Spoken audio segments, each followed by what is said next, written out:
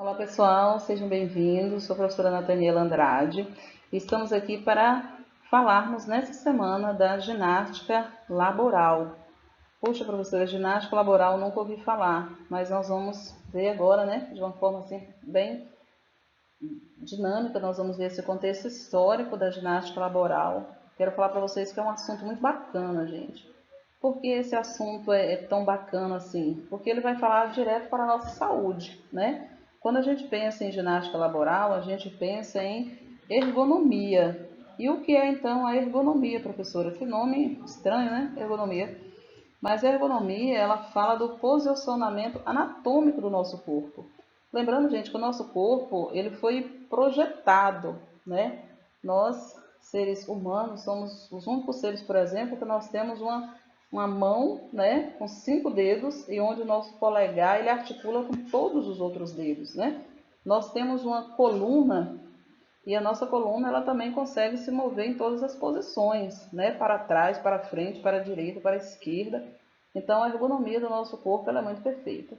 E quando a gente pega essa ergonomia, né, esse formato do nosso corpo, e a gente associa esse formato ao movimento, a gente chama isso de biomecânica, né? A biomecânica do movimento. Então, quando a gente pensa em ginástica laboral, a gente pensa em tudo isso. A gente pensa na ergonomia, né? Na anatomia correta do nosso corpo e a gente pensa na biomecânica, não é? Então, são duas coisas aí que a gente vai tentar falar de uma forma que fique facilitada para vocês. Então, o que é que a gente pode falar então da ginástica laboral? Primeiro, gente, nós vamos lembrar que nossos ancestrais, eles trabalhavam de forma artesanal, né? Só depois, lá no século XV, que surge a Revolução Industrial. E quando surge a Revolução Industrial, vem as máquinas, né? As máquinas, elas deram início às linhas de produção, às linhas de montagem. As máquinas, elas deram horário a cargas horárias, elas deram origem, me perdoe, a carga horária de trabalho muito longo, né? Nós lembramos que a carga horária antigamente já chegou a ser de 12 horas, depois isso foi reduzida para 10 horas, e aqui no Brasil só na era Vargas, quando ele faz a CLT, as consolidações da lei trabalhista, que ele reduz isso para 8 horas semanais. Então imagine aí o tanto que essas pessoas ficavam em pé, ficavam na mesma posição, fazendo o mesmo movimento. Então na Europa, no ano de 1925, especificamente na Polônia, surgiu um movimento, né? Surgiu um movimento onde foi idealizado uma pausa nessa carga horária de trabalho, porque eles perceberam que os funcionários estavam tendo muito problema, problemas de saúde, problemas musculares, principalmente problemas musculares, né? Atrofias, lesões. Então eles pensaram assim: não há um nome, gente, para dizer, o pai da ginástica laboral foi fulano de tal, como a gente pode falar do futebol, do futsal. Não, não temos esse nome, mas o que a gente sabe é que foi no ano de 1925, com esse início lá na Polônia. Aí o que acontece? Vamos fazer uma pausa, né, na jornada de trabalho para que os funcionários tenham um momento de descanso, um momento para que eles possam fazer atividades diferenciadas. E isso foi colocado em prática e começou a se estender por toda a Europa. Então, se estendeu pela Holanda, pela Rússia e vários outros países. Nesse mesmo período, esse movimento também chega no Japão, né? Nossos amigos lá, os nipônicos, a nação nipônica, a nação japonesa, e lógico, gente, que eles aperfeiçoaram. Lógico que eles adotaram isso, levou para todas as suas empresas, eles criaram um programa, inclusive, lá foi chamado inicialmente como Rádio Taisho. Por quê? Alguém gravava na rádio, né, naquele determinado período, colocava um fundo musical, né, isso era passado nas empresas ao mesmo tempo, os funcionários paravam e alguém que estava lá do outro lado do microfone falava, né, levanta o braço direito, faz só o movimento, o pescoço, o ombro, né, contrai o abdômen, relaxa o abdômen. Então eles faziam aquilo ali por 10, 15 minutos no Japão, e nós vamos dizer que naquela época viralizou isso nas empresas japonesas. E há um contexto também que nessa mesma época, mais à frente um pouquinho, na década de 30, esses nipônicos, né, vieram estabelecer suas empresas no Brasil e trouxe também a ginástica laboral. Ok. Então, como surge? Surge no ambiente de trabalho, né? Por isso que a ginástica laboral, porque labor significa trabalho. Então, surge no ambiente de trabalho como uma pausa ativa, né? Que eles parariam para fazer atividades de alongamento, de massagem ou simplesmente atividades lúdicas, certo? Então, quando chega no Brasil, nessa década de 30 aí, por nossos amigos nipônicos, gente, a ginástica laboral ela não se estabeleceu. Por quê? Porque assim, era uma empresa ou outra que fazia e era justamente essas empresas japonesas. Até hoje no Brasil, a ginástica laboral ela é pouco valorizada e a gente vê assim muito pouco da ginástica laboral aqui no país, né, gente? Na nossa cidade mesmo tem várias empresas e até onde eu sei não há ginástica laboral. Uma época eu fui convidada para fazer numa instituição, mas o valor que eles pagaram era risório, que me compensou eu me deslocar para ir para lá. Então, não há isso.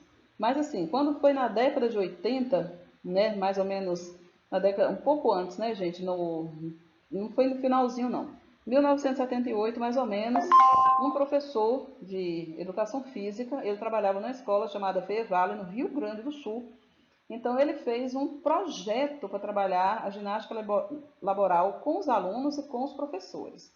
Daí para frente, outras universidades começaram a fazer, alguns profissionais, né, começaram aí a fazer movimentos pró-ginástica laboral e deu uma estendida no país. Já no final da década de 90 para os anos 2000, o governo, o Congresso Nacional, ele formulou uma resolução, né, tem uma lei que ela regulamenta e obriga as empresas a ofertarem a ginástica laboral no Brasil. Mas infelizmente aqui nós sabemos que a gente só funciona na base da cobrança, né? E aqui assim, nós como funcionários, como alunos, nós não cobramos, o Ministério Público não cobra, o Ministério do Trabalho não cobra e os funcionários ficam aí nessa dependência. Porque, gente, é importante essa pausa no momento de intervalo.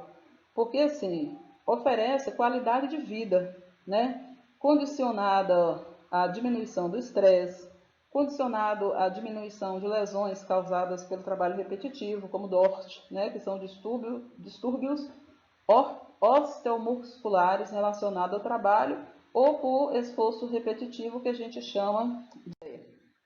Então, qual o objetivo dessa ginástica? É prevenção, gente. Ela é preventiva, né? Ela não é curativa, ela é preventiva, tá? Ela atua na prevenção e no combate ao estresse, né? Visto que durante a atividade física é liberado a endorfina, né? O hormônio do bom humor, que melhora o seu humor, alivia a tensão, alivia dores, né? Então, esses programas de ginástica laboral também, eles quebram a rotina, relaxa o indivíduo, né? Faz com que o ambiente de trabalho fique mais favorável, menos formal, mais feliz. Então, é esse o objetivo, é o objetivo de prevenir e combater, entre outros, o estresse.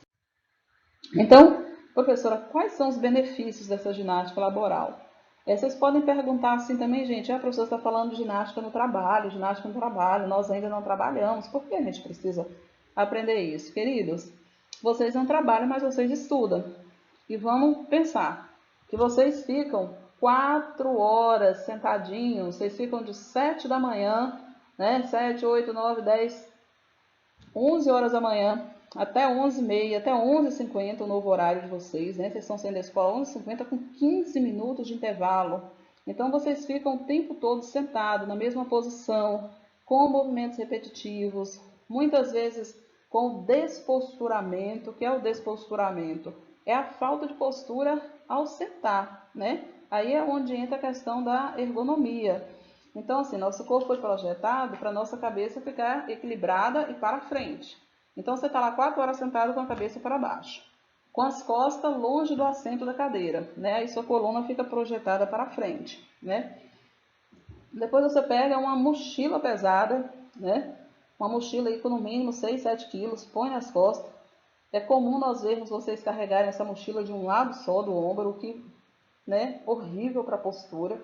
Então, assim, a gente precisa compreender isso porque diz respeito a nós, diz respeito à nossa saúde. Porque enquanto eu estou sentado, eu posso me posicionar corretamente. Eu posso levantar uma perna, abaixar outra. Eu posso levantar o pé, ficar na pontinha dos dedos, né? Eu posso puxar as mãos, eu posso levantar os braços, né? Puxar para lá, puxar para cá. Então, isso é ginástica laboral. E isso melhora a nossa vida, né? Como estudantes, como acadêmicos. Daqui a pouco vocês estão na faculdade, serão mais 5, mais 6, mais 7 anos. Então, a gente precisa de ter essa ergonomia e esse posicionamento muito bem definido, né? Essa consciência muscular muito bem definida. Quais os benefícios, então? Melhora a integração social, oferece maior disposição, consciência corporal, diminui a tensão muscular, melhora a oxigenação dos músculos, a oxigenação sanguínea, diminui os riscos de acidente, né? Porque você está com os músculos relaxados, descontraídos, então evita acidentes em locais corporativos. Diminui também a questão de afastamento, porque naquela época, gente, como eu falei para vocês inicialmente, era muito atestado, eram muitas pessoas doentes. Então, quando a empresa ela tem um programa de ginástica laboral, então diminui muito isso aí, porque é preventivo, é aquilo que nós falamos, é preventivo. Então, resumindo, qual é essa função então da ginástica laboral? Prevenir patologias, ou seja, doenças relacionadas às atividades laborais. E, igualmente, a manutenção da saúde. Então, se essa ginástica acontece no ambiente de trabalho, gente, como ela pode ser feita? Ela pode ser feita em 3 momentos, né? Qual seria o primeiro momento? Ela pode ser feita quando começa, antes de começar o trabalho, que é chamada de preparatória. Você começa a trabalhar às 7h30, igual vocês estão tendo isso na escola, terão novamente, e vocês chegam mais cedo, fica um momento em pé, com a coluna ereta, pega a mochila corretamente, bota no chão, levanta. Então, naquele momento que vocês estão ali com os militares, vocês estão fazendo ginástica laboral, gente. Então, vocês estão trabalhando a ergonomia, vocês estão mantendo a coluna vertebral ereta, musculatura, braço para trás, você está alongando os braços ali. Então, ela tem essa função preparatória antes do labor, antes do trabalho. Ela pode ser compensatória, feita durante o período do trabalho, né, para ali 15 minutos, 20 minutos, né, durante o período do trabalho. Ou no final do dia, terminou ali 5 horas, você fica até 5h15, faz essas atividades de relaxamento e vai para casa com a musculatura ali fechadinha, né, organizadinha. Você conversa com um amigo, você distrai e tal. Então, são esses 3 tipos, nesses 3 momentos, né, que vocês têm. No início, preparatória, no meio, né, durante, compensatória e no final, relativa. Então, isso valoriza os colaboradores, valoriza os alunos, valoriza os funcionários, né? A empresa fica menos preocupada com pessoas doentes, porque vai melhorar muito a saúde, né? Propicia um desenvolvimento qualitativo, né, do trabalho e previne aí essa questão das doenças. Algumas empresas, gente, elas ainda oferecem resistência. Por quê? Porque é mais um custo para a empresa. Primeiro, a empresa tem que contratar um profissional de educação física ou um fisioterapeuta também. Hoje os fisioterapeutas eles fazem também esse trabalho.